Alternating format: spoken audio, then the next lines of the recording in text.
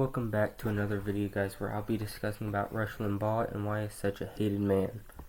Here is a little bite from my TV show back in 1994, and I fully expect, until you stop and think about it and hear me explain this, I fully expect this little sound bite to really anger a certain segment of the female population. The Hillary Clinton story basically is this. And see how similar this sounds to the old days before the modern era of feminism raised its head. You're a girl, you're a young woman, what do? You go off to college. That's what she did. Why do you go? To meet your husband. That's what she did. She wouldn't be where she is if it weren't for her husband. So she goes to college, finds some guy that she thinks is going somewhere, latches onto him. Maybe she steers his career, as some women are prone to do. Maybe she followed, who knows? But the point is that when he got wherever he was going, that's when she moves in to take over. Limbaugh was born January 12, 1951, and died February 17, 2021. He started his own radio station in 1988.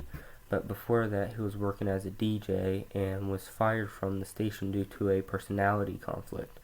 Limbaugh returned to living with his parents after he was fired in Cape Girardeau.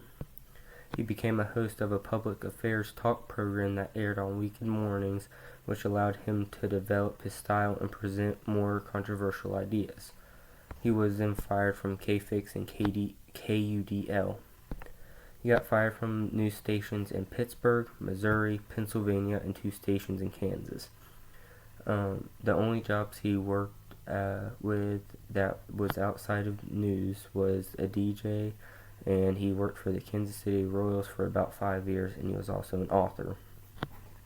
His ad-libbing appealed to station KFBK in Sacramento, California, and he was then hired in 1984, and within a year he became the top radio host in Sacramento. In 1988, EFM Media Management signed Limbaugh to a 2-year contract where he then moved to New York. His show aired for the first time on August 1st. He usually made people mad,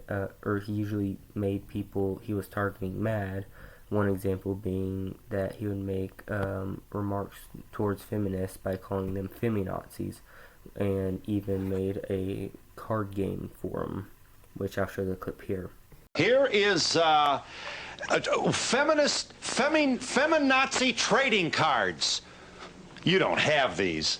We're thinking about it. Here it is from the Russia's Listen to this, folks. radio program. This Just is a brief great. Audio tape. Tremendous stuff. What? Listen.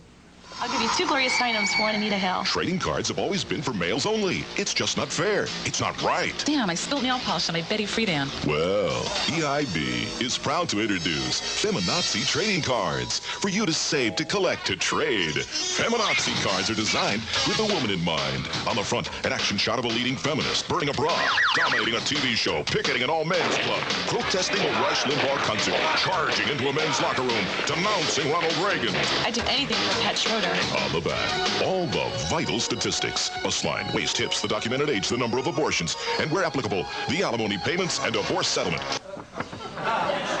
Oh, no, they could have. And our wholly owned subsidiary, which will market them, is Ms. Carriage Incorporated. You can't stand it when celebrities take on causes.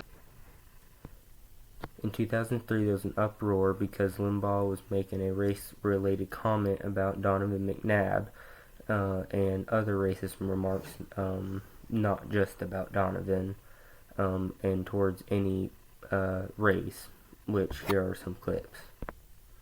Meanwhile, Al Sharpton goes out the front door. Yes, I spoke a little Negro dialect there. I can do that when I want to. I like to unify people. David Patterson will become the massa, who gets to appoint whoever gets to take massa's place. In and out the front door. So, for the first time in his life, Patterson's going to be a massa. They have discovered that Obama does have slave blood. I didn't know that I had slave blood.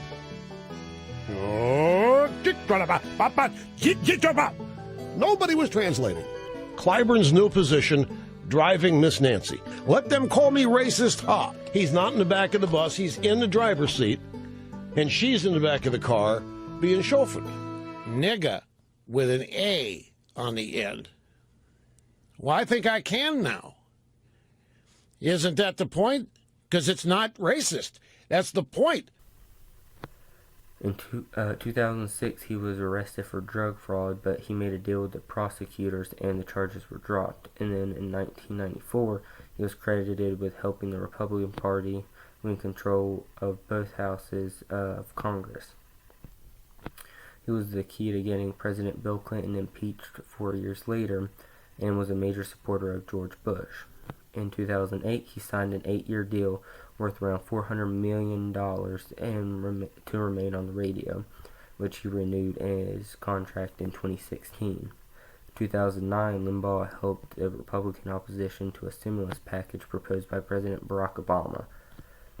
He was a vocal advocate for President Donald Trump, which, before he died, President Donald Trump gave a award to him for American freedom. Limbaugh was an author, so he wrote The Way Things Ought to Be in 1992.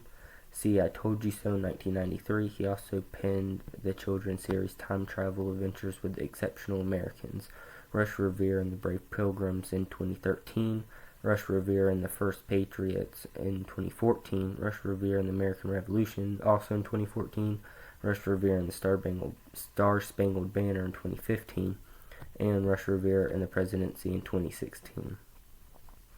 Greenrich called Limbaugh an iconic figure and did stuff after him. He was born in 1943 and died in 2022 at the age of 79.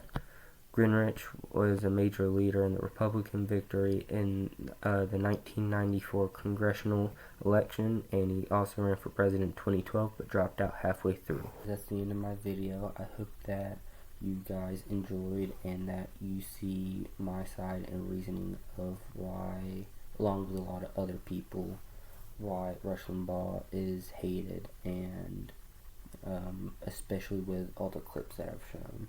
I feel like that should definitely show you why Rush Limbaugh is not a great man.